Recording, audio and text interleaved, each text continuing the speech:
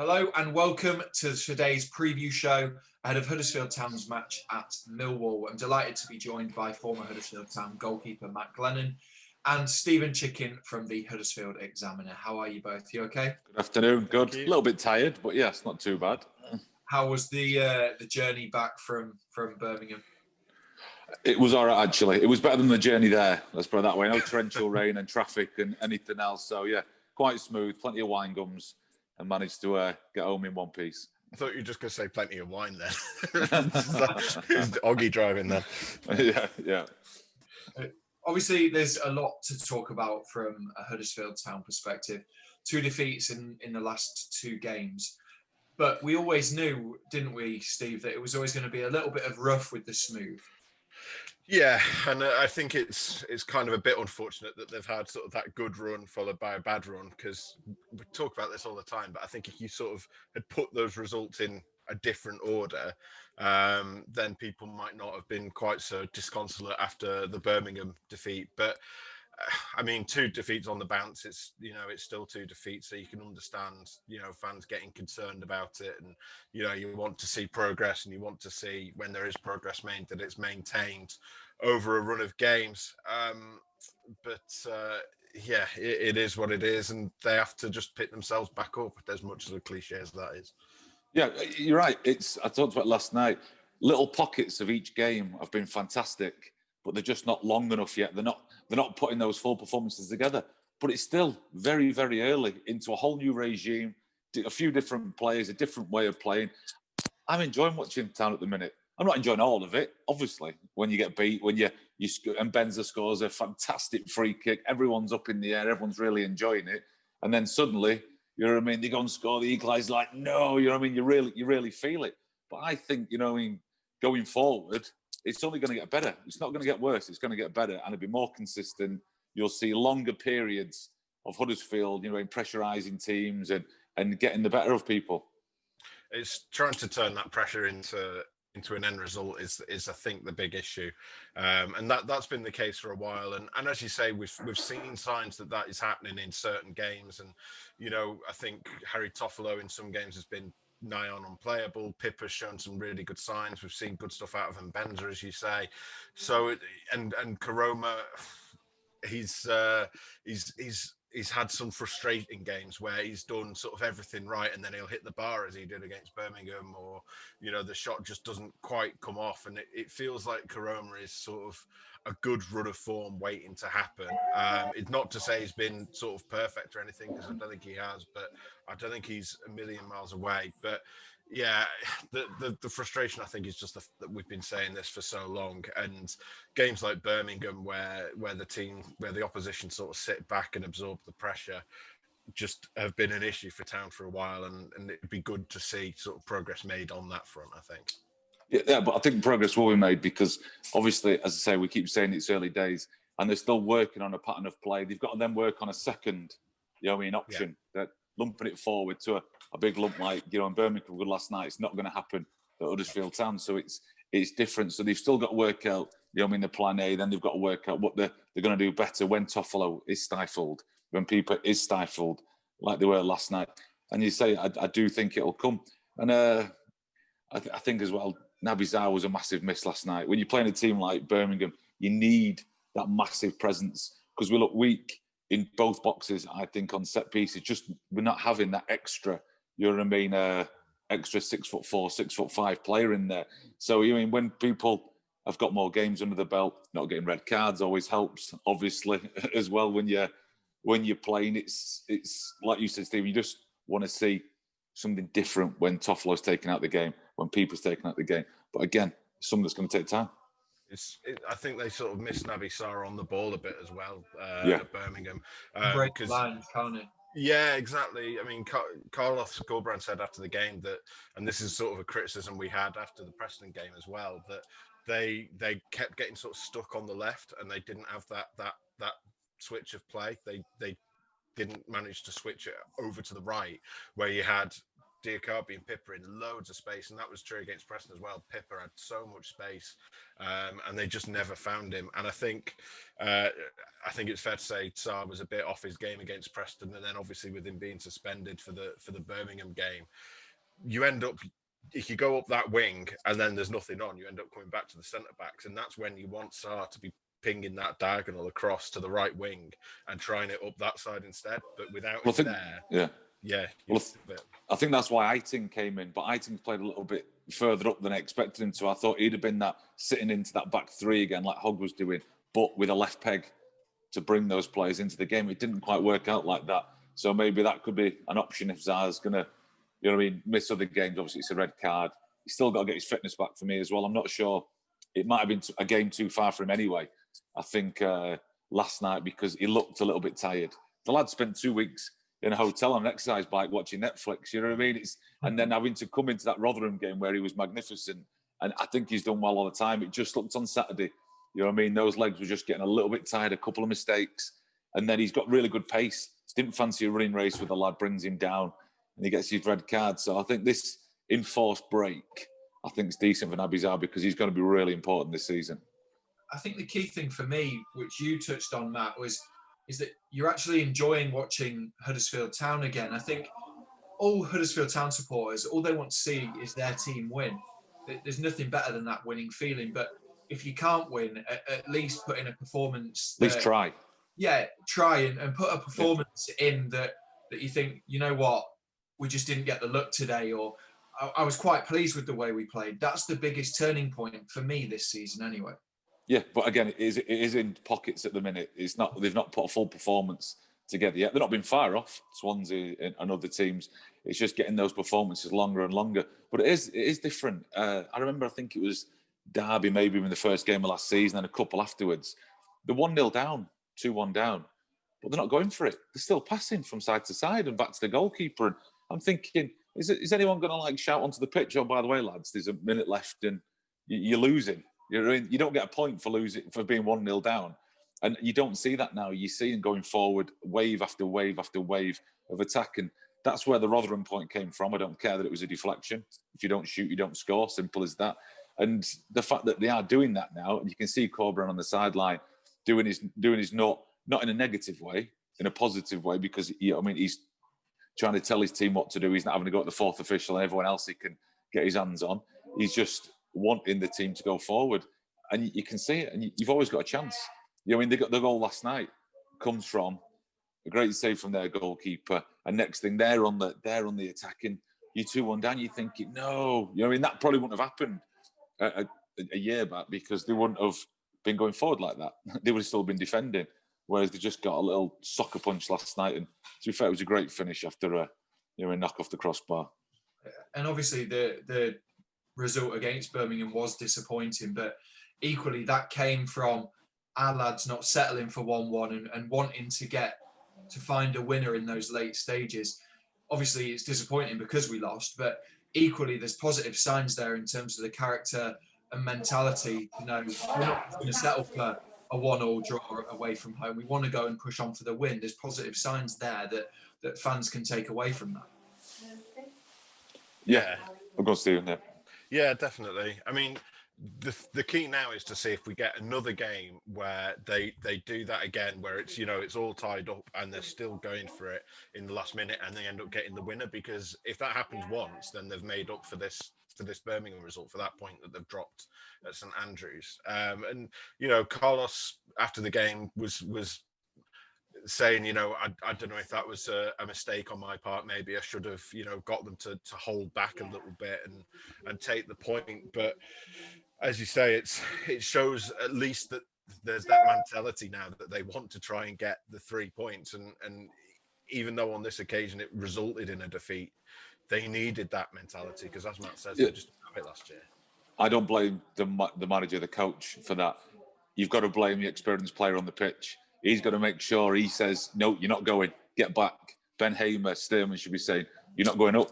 And yeah, we want the winner, but you're staying here because if I get caught one-on-one, I don't fancy it against this lad. They've got some quick players last night in that Birmingham team. So, no, I don't blame the coach. If I was on that pitch last night, I'd have been saying to Stearman, get his backside here now. You are not going one-on-one with that lad. You know what I mean? 2 players taken out of the game going forward, especially when they had Clayton, you know what I mean, limping round.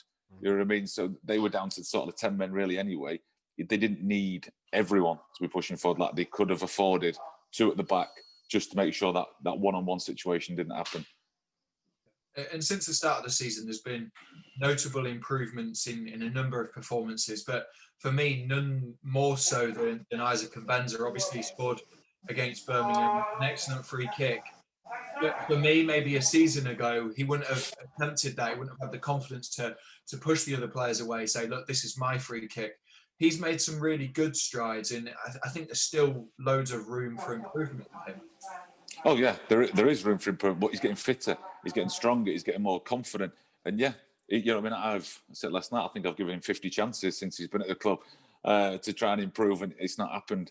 But Carlos Corberan is saying to him, you go forward. You know what I mean? You don't have to defend all the time, even though he is doing that, but he's getting a license to get in there, get crossed into the box, create things. There was no one taking that free kick apart from him last night, and it was fantastic. I actually said a second before it, which I'll tell you because it's there for everyone to hear anyway. It's really hard to score from 19 yards because you can't get it up and down. You know, in 10 seconds later, it's in the back of the net. Everyone's celebrating, and I went very quiet. And no, it was excellent. You could see how much it meant to him. You can see how much he cared, because now you've seen him run. He's getting back. He's getting forward. You made a sliding challenge the other day, and you're thinking, bloody hell, and he's up and he's running back in there, and he's whipping balls in. You know what I mean? They're not always there because there's maybe not enough people in the box or things like that, but he's putting real quality in there. And I think once Danny Ward's fit again and you've got a bit more attacking intent inside that 6 yard and around it, I think he's going to be a key player this season. And he's admitted himself that he wasn't up to snuff last year, and obviously he had a difficult time. And it's clear that the previous manager didn't fancy him at all and didn't want to give him a chance. And along with a couple of other players, I don't think anyone really questioned that at the time, to be perfectly honest. No. But yeah, I mean, he's come back in, and Carlos has talked about it as well, the fact that he had that invitation to come back early and give up a part of his holiday to come back early and get into training and get up to speed with the rest of the team, having missed. Well, in terms of obviously Carlos developing the side, I think before obviously we were playing a game every 2 or 3 days. There was a notable development, wasn't there, week on week, in terms of the style, the confidence among the team. That will obviously change now because they're not on the training pitch as much. They're doing more in meetings, in classrooms. I think that's been notable to being seen over the last kind of week or so. But equally, as a team, it's going to take that time, especially when you have these runs of fixtures where it is literally game, recover, game, recover. Yeah, just remind me how many points they had at this time last season. Yeah. You know what I mean? And they're on 10 now. And they're upset with the last minute win at Birmingham. They're upset that they didn't put, you know what I mean, other clubs to the sword more than they have done. Instead of just accepting defeat and going, oh, this is going to be the longest season ever. Someone said it on the text last night after the show, it's going to be the longest season ever. I don't think it is. I don't think it is. And you're right, they're not having those training ground minutes. I think we've got an international coming up again soon. Yeah. So, I mean, he's going to have a good couple of weeks again with his players. You've got the new lad coming in, and I'm going to try and say what his name is until Oggy coaches me through a good bit of Spanish. There, that's the one. Thank you, Mr. Chicken. Yeah, exactly. So, there's going to be more people coming in the squad. There can be more time to work with them. And say it's so early. There's 10 points on the board already, and yeah, they can build from that. If there was still 2 or 3 points, you know what I mean, or the 0 points, whatever it was last season, that's when it's like, wow, this is going to be a long year. There's 10 there; they can build on it. Yeah, I would agree with that, and I think you're right, Adam. That I think at the start of the season, when you had a week between games, you could see if they made a particular error or mistake sort of tactically. I'm not talking about technical mistakes or, slipping on the ball or back passes, but I'm talking about sort of the tactical side of things. If they made a mistake in one game, the next game, it would have been rectified. And that has unfortunately slowed down a little bit over the last couple of games. We talked about that switch of play from left to right, and that was something that we saw on Saturday and then saw again on Wednesday. And if we saw it, then Carlos will have seen it and tried to coach that out of them. But when you've, I mean, Matt would know better than me, obviously, but I would imagine that when you've not got that time on the pitch and you are doing video work and meetings and things like that, which we know they're doing a lot of, but for certain players in particular, if you're not getting that time on the training pitch, it's harder to get those messages instilled into the players, let alone when they've played, 5 games in the last 10 days and their minds and bodies are tired.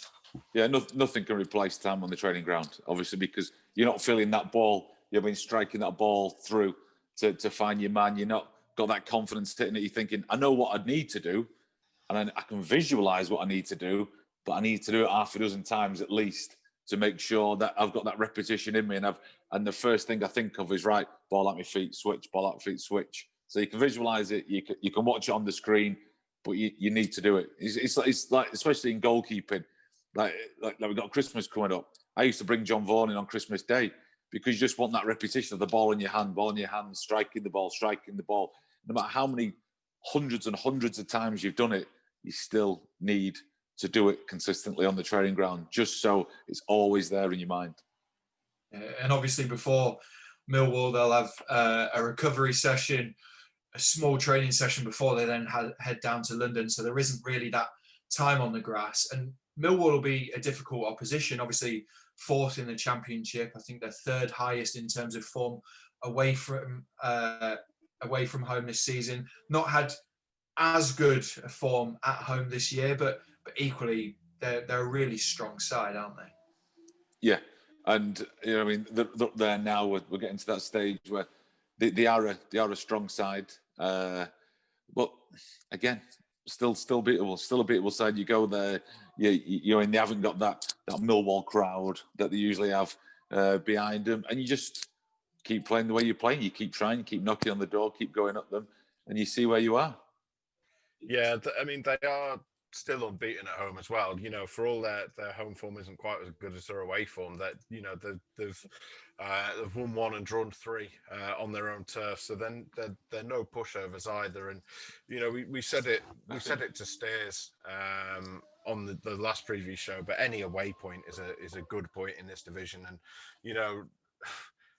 I think the Birmingham game shows that what happened under lockdown last year is completely out the window now. But this is a ground where Town lost 4-1 only, just over 3 months ago. Slightly different circumstances. Yeah, exactly. Slightly different team Last day, well. nothing to play for. Going on all the kids coming on for debuts and games and things like that. Yeah. So yeah, and it's totally slightly different. Yeah, just a little bit. Yeah, just a little bit. Can I say that from that game, set pieces were quite notable. That was one of their strengths. It always has been one of Millwall's strengths, and obviously for us that was an element, at least against Birmingham, that we struggled with a little bit. So this will be a good kind of development point on that if we have enough time to focus on that, obviously in training and in these meetings, to see how far we can come in terms of set pieces. Yeah, there'll need to be a lot more organisation. You say the ball came a long way for that first goal last night before I got headed in the back of the goal. So people need to be a bit more vocal. They need to be switched on a lot more than they were for set plays, because they had 2 warnings before that last night as well. 2 warnings. Mark Roberts, for some reason, his head disappeared down his shirt when he had a chance to head the ball into the goal. And then also, I think there was another free kick as well. So he had the chances to put things right. Now they say they get a couple of days with videos and everything else, and they get a chance to put it right. Naby Zaha, was it just 1 game? Is he back for Millwall as well? Is he back for Millwall? Is that right? I think so, yeah. Yeah, so it's just 1 game. So you've got that extra height in there, so that'll help as well. Big time. Yeah, they're not quite, the Neil Harris side that they were a couple of years ago. So that, they have got a bit about them on the turf as well, more so than they used to. But yeah, it's I think it's probably a bit more of a. I think Birmingham was almost sort of the nightmare game for Town, because we've seen that they've struggled against those teams that just aren't interested in having the ball, and they'll just sit back and defend. And Millwall do that to an extent, but they're also a counter-attacking team, so we could see a bit more end-to-end in this game than we've seen over the last couple of games. Yeah, I think it will certainly be an interesting one. In terms for Huddersfield Town, like we said, a point away from home in this division isn't a bad point. obviously you go into every game wanting to win, and I think even more this season than before, I think everyone has a feeling that you can go into these games and win. That's a big turning point, isn't it? Because in the past, you could go into a game against Millwall and say, look, I'd be happy with a point. Here now, the mentality of the fans, everyone at the club is, we could win this game. And that's, for me, the big turning point we've had over the last 2 or 3 months. Yeah, you can. You go to every game hoping to win it. I think lessons will be learned from last night. If you are 1-1 and it's the last few minutes, you make sure you've got the cover at home, at the back, to make sure you don't get sucker punched again like they did. So again, you're just learning every single week. And then you do go to clubs and you can put your imprint on there now. You can go at people. You've not got that Millwall crowd roaring behind and roaring their team on, which does make a difference. Stephen will tell you. You know what I mean? The stats show now that there is different results away from home. It's not quite as cut and dried as it used to be. Yeah, I mean, the home advantage has sort of shriveled up a little bit, and I think that's something that Town can exploit. And I think more than anything, the fans just want to see a bit of reassurance that even if they don't get a result on Saturday, that the performance has moved in the right direction. Because I think people sort of shrugged their shoulders a little bit after Preston and were like, okay, it's not great to lose, but it is what it is. After Birmingham, there's a little bit more discontent and people were asking bigger questions of them again. So I think just a performance again, just to remind people that they are back on that positive track, would go a long way. Well, the thing is, they've had consistent team performances, and everyone's pretty much been doing the job. It's just a couple of indifferent performances by individuals last night. I think that was really the main talking point. I heard a couple of people have got him for the second goal. Not quite sure about that. To be fair, I've seen it back a few times now. It don't look great, but it's just one of those goals you go, oh, what happened there? I wouldn't really blame the goalkeeper for that. Stearman was close to it. So I think there was just a couple of performances that fans weren't happy about. But on the whole, it's still going forward. It's just a case of cutting those little mistakes out, isn't it? Yeah, it is. For the first goal, there was a mistake, and then obviously for the second, they were going hell for leather to find the winner and not really thinking about the balance mentally. If you cut those mistakes out, even thinking back to the press, you cut those mistakes out, then the overall team performance seems so much better, doesn't it? Yeah, it does. It's just little instances. There was a ball Stearman played in the last few minutes. He played it outside of his right, straight out for a goal kick. You think, just pass it to Toffolo, he can cross it in there. So it is those little bits of decision making. Again, they're getting better the more you play together. And a bit of quality as well, just finding that sort of that moment of magic, and they got a little bit of it out of Isaac and Benza on this occasion, and unfortunately that's not the thing we've been talking about most in this. I think if Birmingham don't go and get that late winner, then obviously we're sitting here talking about what a great moment that was for Isaac and Benza. So but it's finding that more often. I think although we've had really good build up and nice moves to get into the final third, it's finding someone to do something out of the ordinary to create those goals. And with the goals that they have scored, some of them have been brilliant, but they're just not doing it consistently enough to create enough chances to put themselves in with a shout for enough games. And hopefully that'll come over time. Like you say, we saw a little bit of quality from Isaac and Benza against Birmingham. I think it might just take a little bit of time and confidence maybe from the lads for those opportunities to happen. I mean, before the Birmingham game, Carlos said that he wants to see a reaction from his players. That's obviously 2 defeats on the bounce now. That reaction then becomes even more important into this one, doesn't it? Just to keep up that belief, the mentality of the team. It's even more important now for them just to have a little bit more relief and confidence amongst themselves. It's just take that first 10 minutes, which has been the last 2 games. Obviously, scored against Preston in the first 10. The first 12 minutes last night were excellent. Just make that longer. Get it to 15, get it to 20 minutes, because that's when you start grinding teams down. If in the first 10 minutes you've overpowered a team and then suddenly you let them back in it and they get their tails up, it's a long way back at times. I think if they can just keep that pressure on, keep those little passes or little triangles, everything that we're doing really well, in those first 10 minutes of the 2 games, and say elongate it for a little bit longer, they will start putting teams to bed. Yeah, I think they have struggled towards the end of the first halves in most of the games so far this season, and then they've tended to come out well at the start of the second half. It's not every game, but that's been the general pattern. So it's getting them not to lose faith if they don't get a goal in the first 10 minutes. You know, if they have a good start but can't quite find the net, or if they do go ahead like they did against Preston, that they stay on task and don't let the opposition come back into it too much. I mean, it's, as Matt says, in pockets of games and in sections of games, we're seeing really positive stuff, and it's exactly right, I think, Matt, just elongating them over the full 90 minutes. Yeah, and fingers crossed those small sections will increase, like you say, and hopefully we'll get a positive result at Millwall. Matt, Steve, thank you very much for joining us. No problem. Town fans, if you're watching this, you can purchase a match pass to watch Town's game at the Den for just £10. Thank you very much for watching, and hopefully we'll get all 3 points. Thank you.